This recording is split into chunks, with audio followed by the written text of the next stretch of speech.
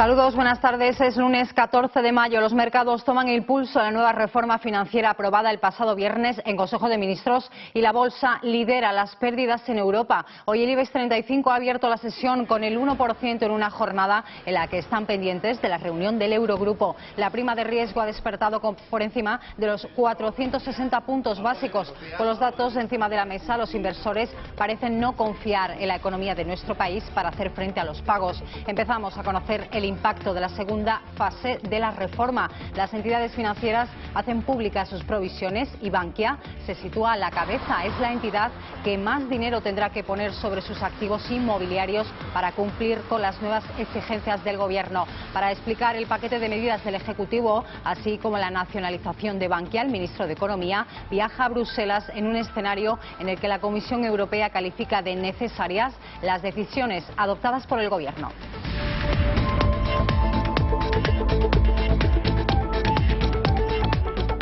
El presidente del Gobierno ha salido también en defensa de la reforma financiera con la que pretende garantizar la solvencia y la ausencia total de dudas sobre la banca española. Para ello deberá destinar otros 30.000 millones de euros para provisionar créditos sanos al sector inmobiliario que aún no registran incidencias de pago. Dice Rajoy que es la solución definitiva tras 3 años de parches y se muestra firme con las comunidades autónomas, advirtiendo de que no está dispuesto a que incumplan su objetivo de déficit. Unas declaraciones del presidente la clausura del Congreso Regional de PP Vasco, en la que ha apoyado la decisión de Antonio Basagoiti en su ruptura con el Partido Socialista. Y lo tienen que hacer todas las comunidades autónomas, todas, las grandes y las pequeñas. Y nosotros les vamos a exigir a las comunidades autónomas que lo cumplan. Porque España no es el gobierno, España es el gobierno, las administraciones autonómicas, las locales y la gente. Y en Andalucía el Partido Popular ha denunciado la falta de transparencia en los recortes que el nuevo gobierno de coalición va a ajustar del presupuesto andaluz de este año. Los populares exigen al presidente de la Junta, José Antonio Griñán, explicaciones sobre dónde va a meter la tijera para cumplir con el ajuste de casi 2.700 millones de euros. A 3 días del primer Consejo de Política Fiscal y Financiera entre Gobierno y Comunidades, el PP andaluz pide al Ejecutivo autonómico que no afecte a las inversiones ni a los servicios básicos como la educación y la sanidad.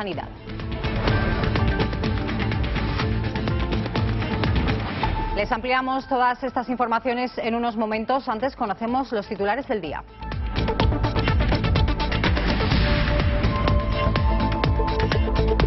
La policía investiga la muerte de 2 ancianos en Estepona, en Málaga. De confirmarse que se trata de un nuevo caso de violencia de género, serían 18 las mujeres asesinadas en lo que va de año. El Gobierno del Principado estudia acciones legales contra el Ministerio de Hacienda tras el anuncio de una posible intervención en Asturias.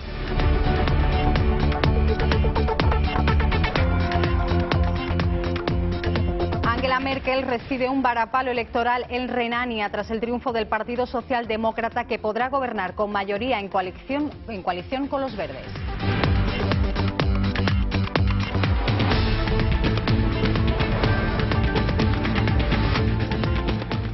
Como les avanzamos al inicio de este informativo, los mercados reaccionan a las bases de la nueva reforma financiera del Gobierno central. La desconfianza regresa a los inversores, que reciben con pesimismo la medida que Rajoy aprobó el pasado viernes. La bolsa española lidera las pérdidas en Europa. El IBEX 35 ha abierto la sesión con el 1% en una jornada en la que los mercados están pendientes de la reunión del Eurogrupo. La prima de riesgo ha despertado por encima de los 460 puntos básicos. Además, nueva subasta de deuda, en la que el Tesoro Público espera captar entre 2.000 y 3.000 millones de euros en letras a 12 y 18 meses. El empeño del Gobierno por reducir la incertidumbre no ha conseguido calmar a los mercados, afectados también por la nacionalización de Bankia y las dudas de Bruselas sobre la capacidad de España de cumplir sus objetivos de consolidación fiscal. La prima de riesgo llega a su máximo desde noviembre. A las 11 de la mañana superaba los 480 puntos básicos. Está por encima de su registro de cierre más alto histórico. En noviembre se llegaron a superar los 500 puntos, aunque durante la sesión. La prima de riesgo se mide con el diferencial entre el bono nacional y el alemán a 10 años. El rendimiento del español subía esta mañana y se colocaba por encima del 6,2%, mientras que el alemán bajaba hasta su mínimo, al 1,45%. Los mercados desconfían de Grecia Grecia y España. Sobre Grecia hay incertidumbres sobre su futuro en el euro. Sobre España pesan las dudas por el cumplimiento del déficit y por la reforma del sistema financiero.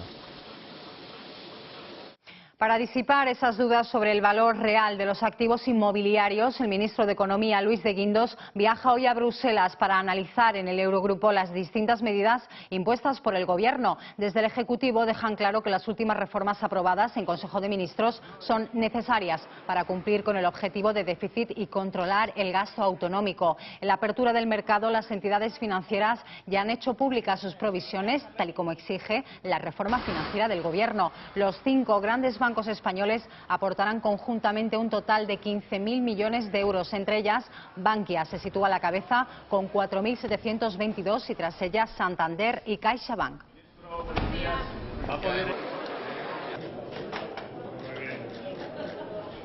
Bruselas mira con lupa a España y al plan de reestructuración del sistema financiero. La Comisión Europea exige un fuerte ajuste a las comunidades autónomas y aplaude la reforma del Gobierno central en el sector bancario. Así lo ha destacado Olli Rehn, que ha afirmado que son importantes medidas para resolver las vulnerabilidades y despejar las dudas sobre las entidades. La gran preocupación de Bruselas son las comunidades autónomas, responsables en gran medida del desvío del déficit que la Comisión Europea espera para este año y el que viene. El comisario de Asuntos Económicos, Olli Rehn, ha señalado expresamente a las regiones como causantes de las malas perspectivas para España y ha reclamado una inmediata modificación de sus presupuestos para que se ajusten los desequilibrios. Rehn ha señalado 3 factores clave para entender las previsiones de España. En segundo lugar, el hecho de que la Seguridad Social vaya a sufrir un déficit este año también empeora las perspectivas de la Comisión. Por último, Rehn lanza un guiño al objetivo del Gobierno de Rajoy, que con los ajustes ya anunciados se ajusta bastante a los objetivos. El esfuerzo que hagan las comunidades autónomas va a ser decisivo para que la Comisión acepte suavizar el objetivo de déficit del 3% más allá de 2013. También será clave la reforma del sector financiero que presentaba hoy Luis de Guindos. En base a estas 2 reformas que deben aprobarse antes de que acabe el mes, Bruselas elaborará un informe sobre España el próximo día 30, en el que se pronunciará sobre si España necesita hacer más ajustes o si por el contrario ya ha hecho suficiente y puede gozar un año más para consolidar sus cuentas. A 4 días del primer Consejo de Política Fiscal y Financiera, el presidente del Gobierno advierte de una posible intervención a aquellas comunidades autónomas que incumplan con la deuda y pone su preocupación en Asturias. Este fin de semana, el Ministerio de Hacienda ha emitido una nota de prensa en la que anuncia una tutela de las cuentas en el Principado. El Gobierno en funciones en esta comunidad, que recordemos que a día de hoy aún no ha llegado a ningún acuerdo de legislatura, estudia acciones legales contra Hacienda. Dicen que es el ataque más humillante y arbitrario que ha sufrido la región en democracia, con el fin de convertirla en un ariete y una cobaya para dar ejemplo al resto. Y Andalucía también está en el punto de mira del Gobierno central. El anuncio del recorte de casi 2.700 millones de euros en el presupuesto de este año ha encendido la mecha en la oposición. El Partido Popular ha denunciado la falta de transparencia en los ajustes que el nuevo Gobierno de coalición llevará a cabo. Los populares exigen al presidente de la Junta, José Antonio Griñán, explicaciones sobre dónde va a meter la tijera. A 3 días del primer Consejo de Política Fiscal y Financiera entre Gobierno y comunidades, el PP andaluz pide al Ejecutivo autonómico que no afecte a las inversiones ni a los servicios básicos como la educación y la sanidad.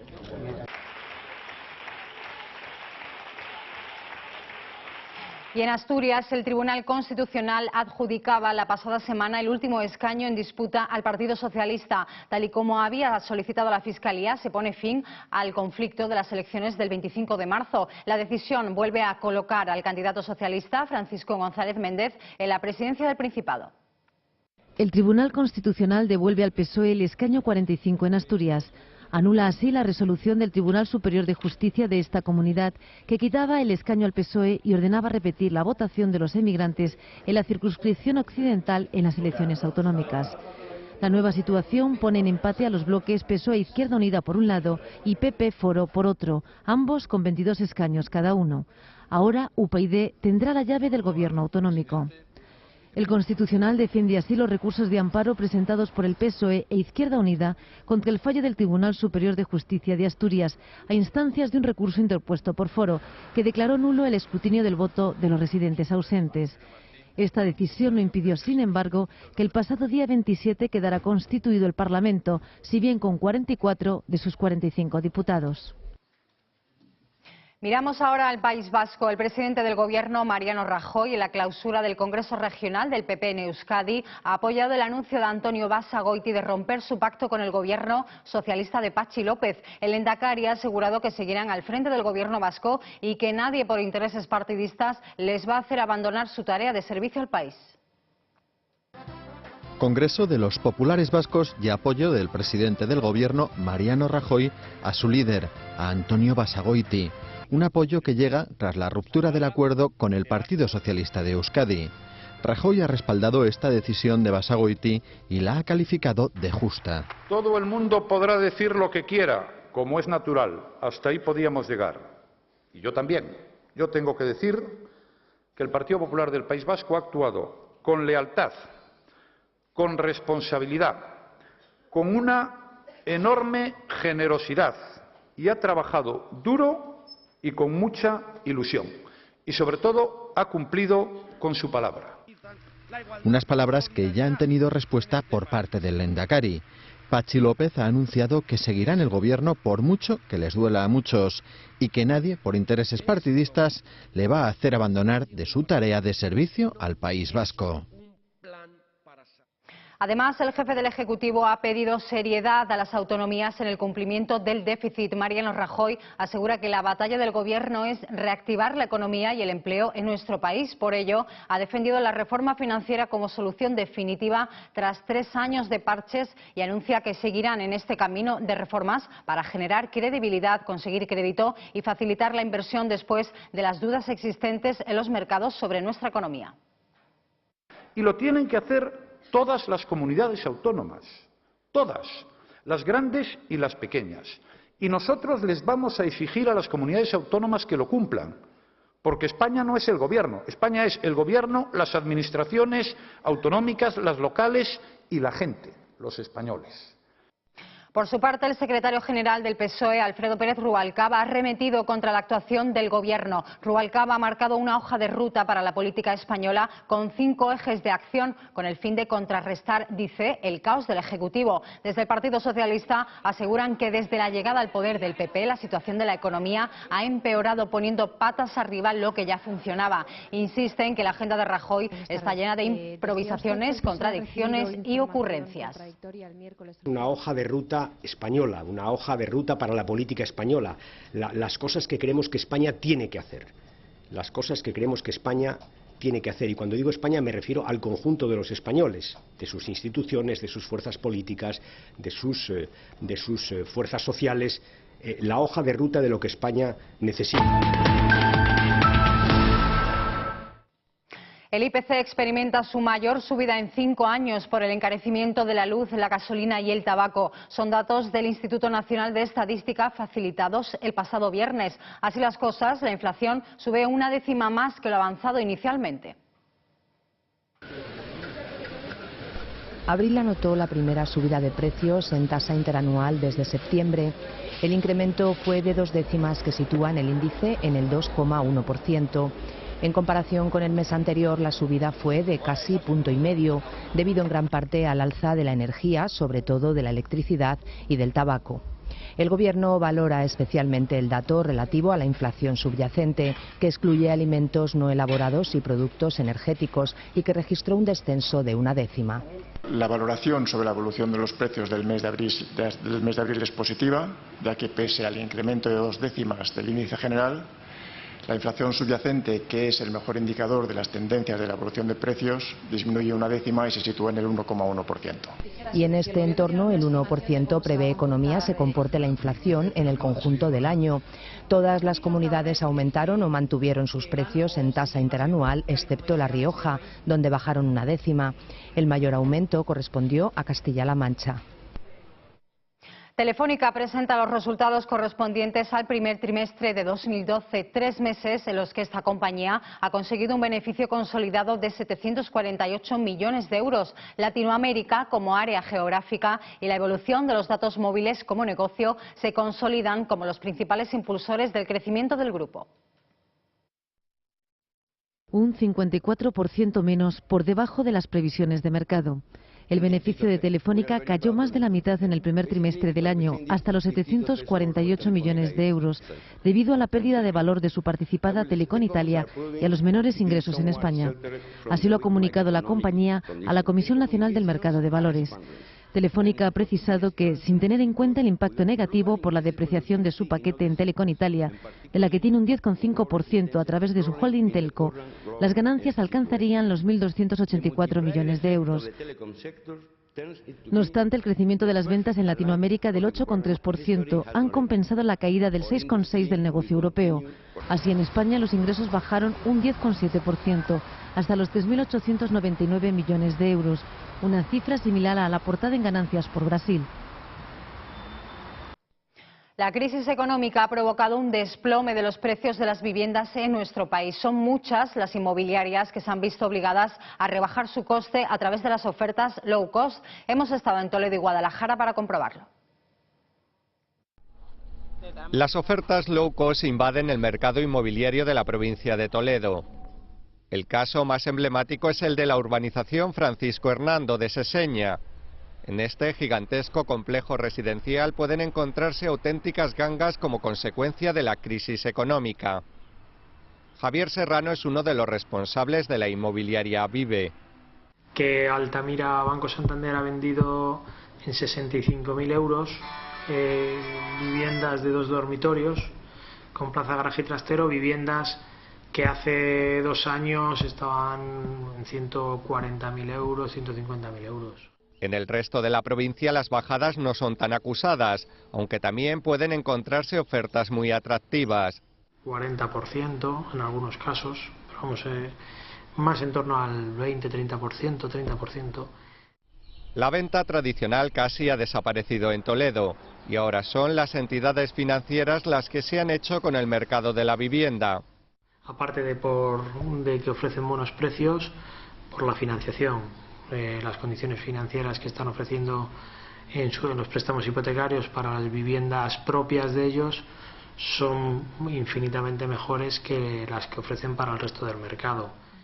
De acuerdo con los cálculos del sector inmobiliario, solo en la comarca de la Sagra, que limita con la provincia de Madrid, el stock de hogares en manos de los bancos podría rondar entre las 6 y 7.000 viviendas. Y hablando de viviendas, los cambios que ha anunciado el Gobierno en el mercado del alquiler van a ayudar a que se extienda esta práctica en España, aunque los expertos acogen el plan con visiones radicalmente opuestas. Las inmobiliarias, por su parte, esperan precisiones en principio y a la espera de su concreción en la ley. La novedad de más alcance se refiere a las sociedades patrimoniales, una figura jurídica creada sin éxito en 2009 y cuyas normas de funcionamiento se van a flexibilizar, es decir, un tipo de empresa que tiene como actividad principal la inversión, en este caso, en viviendas de alquiler. Ya tengo el borrador de la renta, como todos los años. Y el plazo para presentar la declaración de la renta finaliza el próximo 2 de julio. Las deducciones en el gasto varían según la comunidad autónoma. El caso de Madrid es la más alta según el Gobierno regional. Por este motivo puede cambiar el resultado de la declaración en función del lugar donde se viva. Los expertos ponen como ejemplo a Castilla y León, donde la deducción por hijo puede llegar hasta los 710 euros y en cambio en La Rioja 150 y solo a partir del segundo. Renta 2011. Un esfuerzo en común. Agencia Tributaria. Este fin de semana 2 mujeres han perdido la vida supuestamente a manos de sus parejas. Ha ocurrido en Ciudad Real y en Málaga. El último caso se trata de una pareja de 75 años que ha sido hallada en su vivienda con signos de violencia. Según fuentes policiales, todo apunta a un episodio de violencia machista. De confirmarse, serían 18 las mujeres asesinadas en España por este motivo. Posible caso de violencia machista en la localidad malagueña de Estepona. La Policía Nacional investiga la muerte de 2 ancianos de 77 y 75 años de edad que fueron encontrados muertos este sábado en su domicilio de la barriada de las Islas Canarias.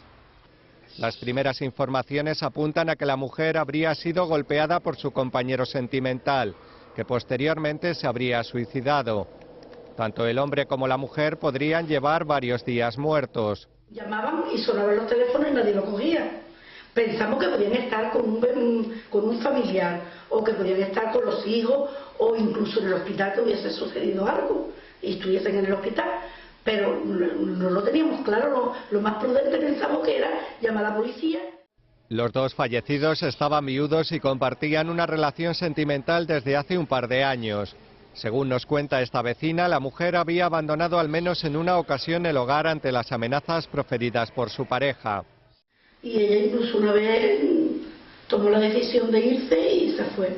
Creo que no sé si se fue a Inglaterra o se quedó aquí cerca. Ella dijo que se fue a Inglaterra porque ella tenía miedo. Y me dijo por la calle que me la encontré, dice, me voy, ven y me voy. Digo, y me sé, y eso dice, es que Pepe está fatal. Pepe está muy mal de los nervios y tengo miedo, hija, tengo miedo. De confirmarse que este es un nuevo caso de violencia machista, estaríamos ante la primera mujer muerta a manos de su pareja en lo que va de año en la provincia de Málaga. Antonio del Castillo, el padre de la joven sevillana asesinada en enero de 2009, se ha reunido esta mañana en Madrid con el ministro de Justicia, Alberto Ruiz Gallardón, para analizar una serie de cuestiones como la denominada prisión permanente revisable y la ley del menor. Antonio del Castillo ha entregado a Gallardón un dossier de más de 100 páginas con distintas propuestas para reformar el Código Penal. Durante la pasada legislatura ya emprendió una campaña de recogida de firmas en defensa de este cambio que entregó en el Parlamento andaluz. 1/2011 de 30 de diciembre. El balance del fin de semana en accidentes de tráfico ha dejado 8 fallecidos en las carreteras de nuestro país. Se han registrado 7 accidentes a lo largo de estos días, que suman 5 personas si lo comparamos con la misma fecha del pasado año. En la comunidad andaluza han perdido la vida 3 personas y otra ha resultado herida leve los 2 accidentes registrados. El último ha tenido lugar en Marbella, en Málaga, en el que ha muerto una persona. El sábado ha sido el día con mayor número de fallecidos en las carreteras.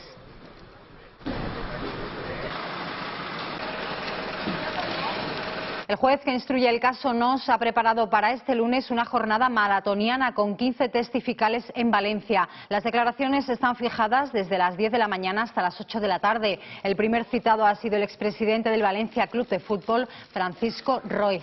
Los testigos están incluidos en la pieza del caso Palmarena, abierta para investigar los contratos que reportaron 3,1 millones de euros públicos al Instituto Noós por organizar en Valencia 3 cumbres sobre turismo cuando lo presidían el yerno del rey, Iñaki Urdangarín, y su ex socio, Diego Torres.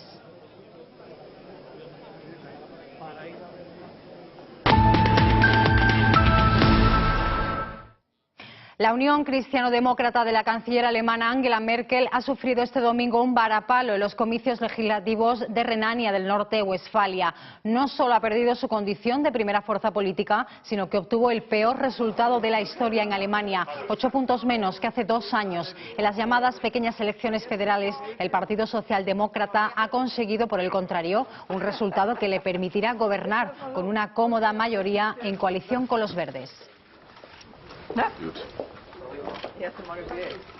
Y los ojos están puestos mañana en la reunión entre Angela Merkel y François Hollande en Berlín, un encuentro que desvelará el rumbo económico de la Unión Europea. Un día en el que también se produce el traspaso de poderes, en el que el socialista se convertirá oficialmente en presidente de Francia minutos antes de su viaje a la capital alemana.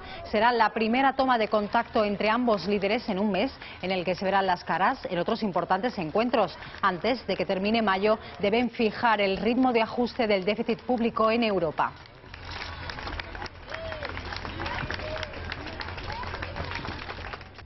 Y en Grecia, el líder de la coalición de izquierda radical, Alexis Tsipras, ha dejado claro que no participará en un gobierno de coalición con socialdemócratas y conservadores y advierte de que no cederá ante sus chantajes.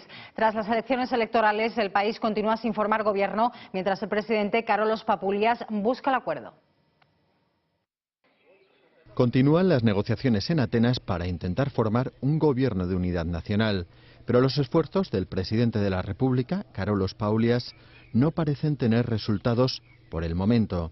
Y es que conservadores socialistas y el partido de centro-izquierda, Dimar, han llegado a un principio de acuerdo, pero consideran imprescindible que la segunda fuerza política, tras las elecciones de hace una semana, Izquierda Radical, se sume a la formación de un nuevo ejecutivo.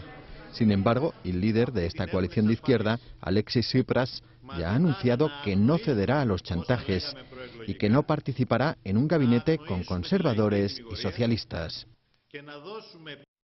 Protestas contra Vladimir Putin tras asumir esta semana la presidencia de Rusia. De manera indefinida, cientos de jóvenes opositores han decidido acampar en el centro de Moscú para denunciar el trato en los primeros días del nuevo mandato de Putin. Para los organizadores de estas concentraciones, se trata de un paseo que desafía a las autoridades. Cientos de jóvenes han acampado de manera indefinida en el centro de Moscú para protestar contra Vladimir Putin solo unos días después de que asumiera la presidencia de Rusia. Con las tiendas recogidas durante el día para no provocar a la policía, los indignados moscovitas organizan en este bulevar charlas y asambleas. Exigen nuevas elecciones, tanto parlamentarias como presidenciales, descontentos con la política que Putin ha impuesto en Rusia durante los últimos 12 años. Pasamos la noche aquí, dice esta joven. Hay gente que nos ofrece incluso un lugar para ducharnos. Tenemos mantas para no pasar frío y nos abrigamos bien. Su compañero explica que aquí no hay líderes, que se trata de un espacio autónomo y que todo lo deciden los propios acampados. Aunque la inmensa mayoría no ha oído hablar de los indignados de Madrid, su mensaje y organización se parece mucho al del movimiento español y a la acampada de la Puerta del Sol, de la que estos días se cumple el primer aniversario. En Moscú, el movimiento da esta primavera sus primeros pasos. Conocemos a continuación la previsión del tiempo para las próximas horas.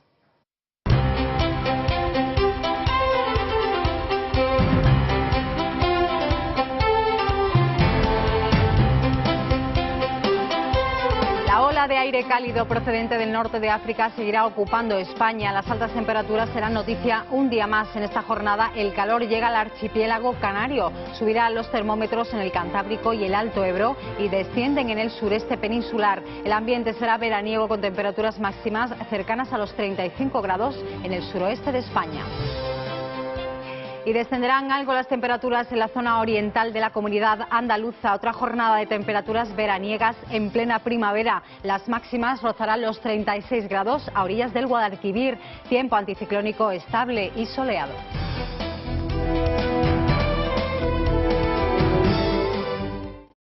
60 jóvenes han vivido este fin de semana en un campamento de refugiados en Las Palmas de Gran Canaria. Se trata de un simulacro organizado por el Centro Universitario de Cooperación Internacional para el Desarrollo, en el que durante 30 horas se han puesto en la piel de un refugiado. El objetivo de esta iniciativa es la ayuda de emergencia y humanitaria a los participantes por si en el futuro desean ser cooperantes. Un grupo de 60 jóvenes canarios han participado a lo largo de este fin de semana en un campamento simulado de refugiados en Las Palmas de Gran Canaria. El objetivo, conocer el funcionamiento de este tipo de instalaciones, por si en el futuro aspiran a convertirse en cooperantes. Josefa de la Rosa es gerente del Centro Universitario de Cooperación de la Universidad de Las Palmas. La actividad es totalmente formativa, en ningún momento vamos a recrear o ponernos en la piel real de un refugiado, ni lo pretendemos. Lo que sí queremos es intentar acercar a la comunidad universitaria, a los universitarios, un poco en cómo funciona un campamento de refugiados y también no solo en la parte de organización, sino también qué recibe un refugiado. El comandante militar de Las Palmas, Alfonso García Vaquero, ha explicado que este campamento es similar a los empleados por el ejército español en las misiones en el exterior, o para atender a los inmigrantes que arriban a las islas. Este campamento pues, es un campamento tipo, en este caso ha sido de refugiados, y sí lo solemos emplear para cuando hay cuestiones de inmigración, como ya ocurrió aquí hace unos años. Y es el formato que empleamos normalmente, tanto en operaciones en el exterior, que ya se han montado también varias veces, en Pakistán, en Albania, en fin, donde el gobierno de la nación decide emplearnos. El general también ha recordado que actualmente el ejército español participa en misiones en Afganistán y en el Líbano, aunque todavía en ninguna de ellas ha sido necesario instalar campamentos similares al de este simulacro. La productora barcelonesa Bugaló ha puesto en marcha un proyecto sobre películas caseras. Estos empresarios pretenden devolver a sus propietarios esas cintas de vídeo a través de una web. Your Lost Memories es el nombre de esta curiosa idea que pretende digitalizar esos recuerdos que un día se quedaron perdidos en mercadillos y tiendas de segunda mano. Cuando uno se topa en un mercadillo con una de esas añejas películas familiares en Super 8, suele preguntarse, ¿quién sería el dueño? Your Lost Memories, algo así como Tus Memorias Perdidas, es el nombre de un curioso proyecto que digitaliza estos recuerdos y se dedica a buscar a sus propietarios a través de una web. Tras esta iniciativa se encuentran los miembros de la productora barcelonesa Bugalú, que ya tienen en su archivo más de 120 películas que ellos mismos y un grupo de colaboradores han ido comprando en rastros y tiendas de segunda mano de ciudades de España, pero también de otros países, ya que quieren tener un alcance internacional. Your Lost Memories es una oficina virtual de recuerdos perdidos. O sea, lo que hacemos nosotros es intentar devolver memorias o recuerdos familiares en formato Super 8 a los propietarios originales que algún día los perdieron.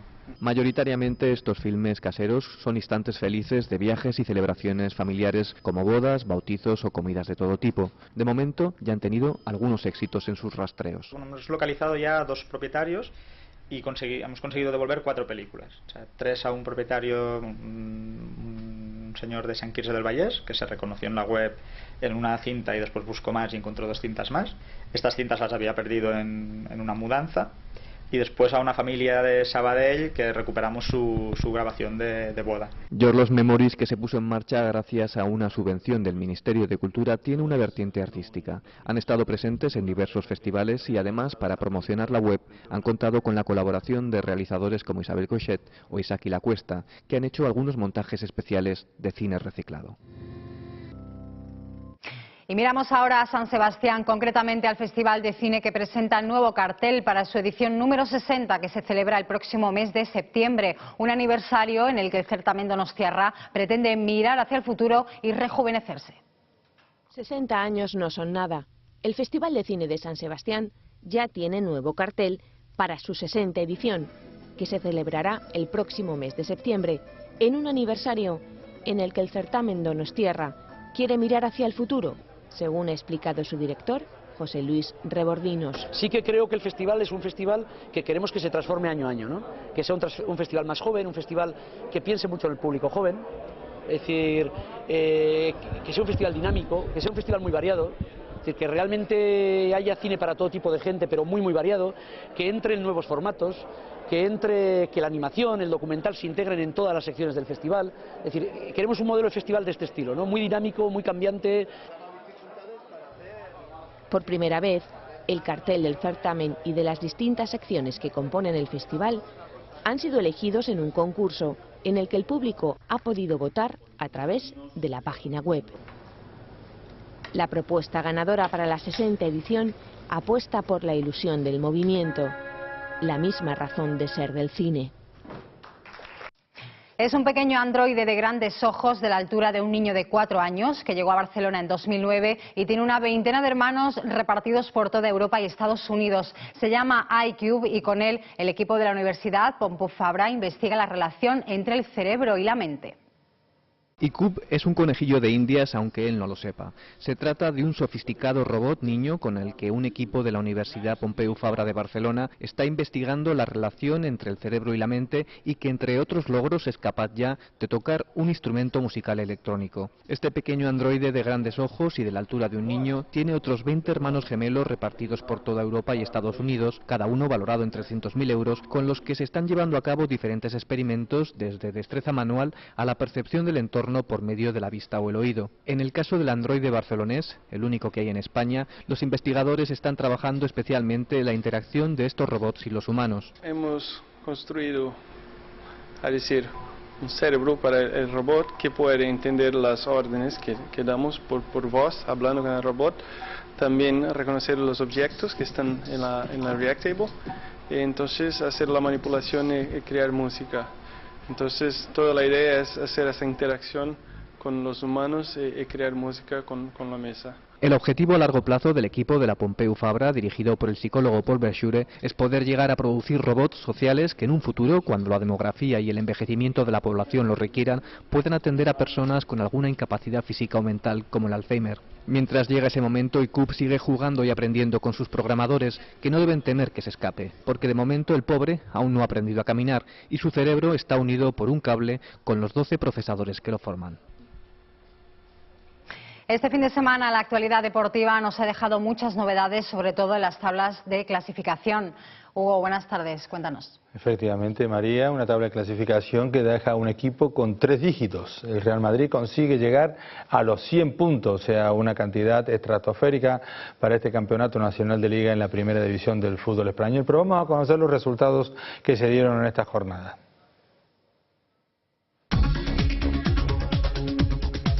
Real Sociedad 1, Valencia 0, Real Betis Balompié 2, Fútbol Club Barcelona 2. Estos dos partidos se jugaban el sábado, pero el grueso de la jornada lo hacía el domingo, donde había todos equipos implicados, tanto en UEFA como por el descenso. Getafe 0, Real Zaragoza 2, salva a los maños que consiguen mantener la categoría. Levante 3, Atlético de Bilbao 0, Real Madrid 4, Mallorca 1, Rayo Vallecano 1, Granada 0.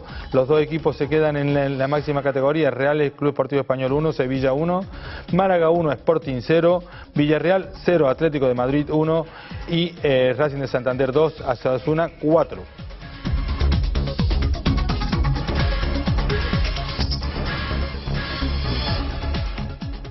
Esa victoria del Málaga hacía que el Sporting de Gijón, si tenía unas mínimas posibilidades, no la pudiera concretar, con lo cual descendía a la segunda división. Pero los malagueños consiguieron una victoria importantísima que los catapulta ahora a la Champions League. Eso sí, ahí vemos al Jeque, que fue ovacionado por todo el estadio de la Rosaleda, el que puso el dinero para hacer este gran proyecto que se culminaba con ese éxito, consiguiendo esa cuarta posición. Antonio Fernández, el que vemos saludándose con sus jugadores, el secretario técnico de la entidad blanquiazul, y los jugadores que luego de conseguir el éxito volvían al terreno de juego, donde no se había movido ni un alma en el estadio de la Rosaleda. Una fiesta espectacular para un equipo que empezó con mucha ilusión, pero que se concretaron todos esos sueños que tenían, unos sueños internos donde Manuel Pellegrini lo tenía bastante claro y era lo que estaban apostando, aunque no se podían decir de cara al público, porque el equipo no se conformaba con esa Europa League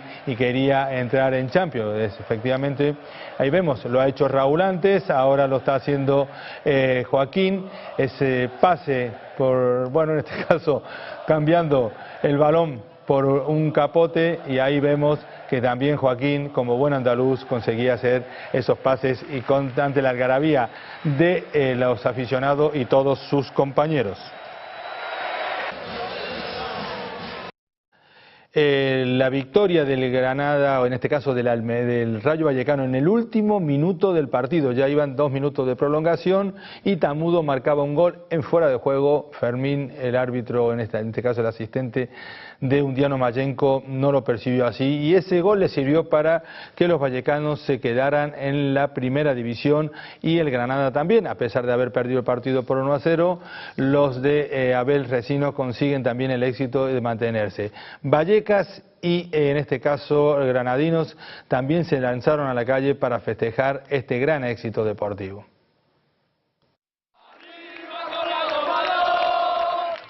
Aficionados del Rayo Vallecano han celebrado esta pasada noche la permanencia de su equipo en Primera División. Cientos de seguidores del equipo franjirrojo se han concentrado en la fuente de la Asamblea de Madrid para festejar el triunfo de sus hombres ante el Granada. Un solitario tanto de Tamudo en el descuento otorgaba la victoria al Rayo Vallecano frente a los andaluces. Un triunfo que condenaba a Segunda División al Villarreal.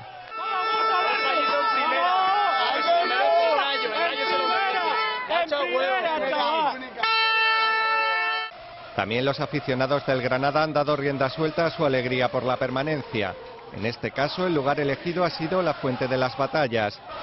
Nunca una derrota del conjunto granadino había sido tan dulce.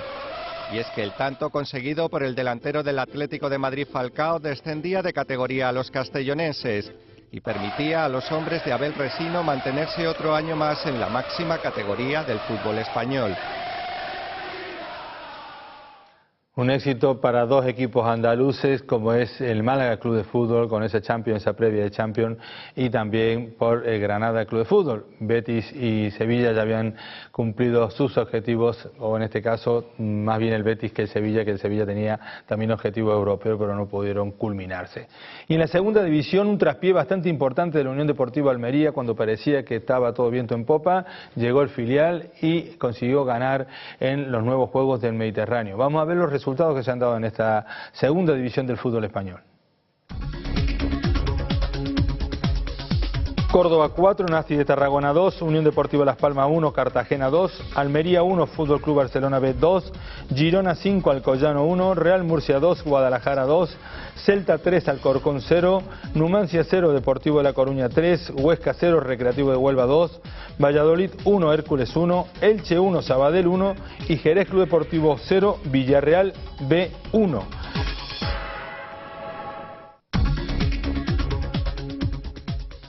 Decir que justamente el Villarreal B, que ganaba ayer en Jerez, desciende de categoría. Es el primer equipo que desciende al haber descendido su equipo patrocinador, en este caso el primer equipo del Villarreal. Desciende a segunda división y automáticamente tiene que descender el Villarreal B, con lo cual solamente quedan 3 plazas para dilucidar los 3 que van a bajar de categoría, además del equipo villarrealense. Vamos ahora también a ver una prueba importantísima. Más de 7.000 inscritos, una prueba ya que lleva muchísimo tiempo, está en este caso organizada por la Legión y justamente la recaudación sirve para las ONG también, tanto de Jerez, en este caso de Ronda y sus alrededores, y donde es una prueba de 101 kilómetros. Se puede hacer en bicicleta, pero los más osados las hacen andando o en este caso corriendo.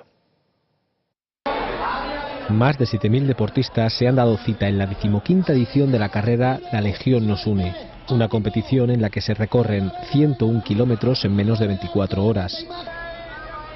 Los participantes se reparten en las modalidades de marcha individual, marcha por equipos, duatlón y bicicleta. En un tiempo de 3 horas y 47 minutos, José Márquez se ha proclamado campeón de bicicleta de montaña. La verdad que al final ha sido muy dura, por el tema del calor, los kilómetros, pero nada, lo importante era cruzar la línea de meta en primer lugar. El primer corredor en llegar a la meta ha sido Manuel Serrano, con una marca de 9 horas y 14 minutos. He reventado, lo que pasa es que esta prueba es más de fondo, las pulsaciones te suben menos, ya con el público este es exagerado. ¿Qué has sentido ahí cuando has entrado? Esto es exagerado, esto no se compara a ninguna maratón que he hecho, a ninguna carrera popular, esto es otro mundo. Los fondos recaudados con la carrera, organizada por el tercio Alejandro Farnesio IV de la Legión de Ronda, se destinarán a organizaciones no gubernamentales de Ronda y Málaga. Una durísima prueba donde lo importante no es llegar el primero, sino solamente con llegar, y creo que muchos... Ya te puedes dar más que por satisfecho. 9 horas mínimo corriendo, Hugo. Eso increíble. Solamente está al alcance de nosotros y del ganador. Sí, de muy pocos. Gracias, Hugo.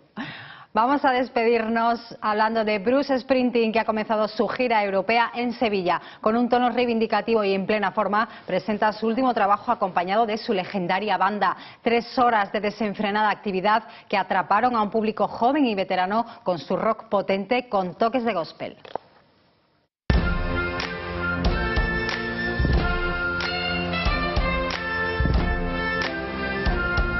So listen up, my sonny boy, be ready when they come, for they'll be returning sure as the rising sun.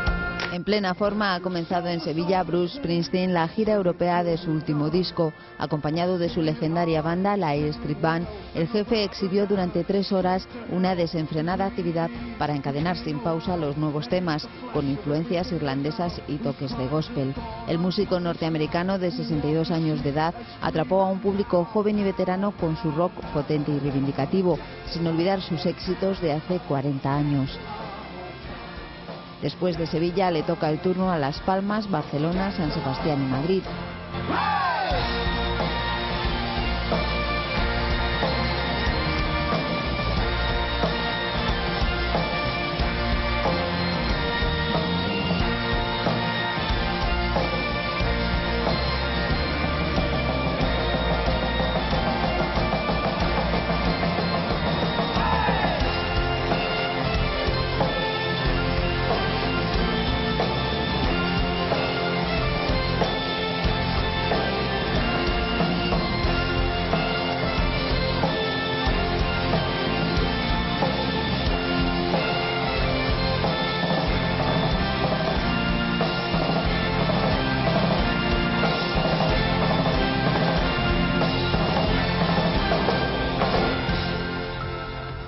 Con este genial artista nos despedimos. Recuerden que la información regresa en nuestra segunda edición. Hasta entonces, disfruten del día. Buenas tardes. Adiós.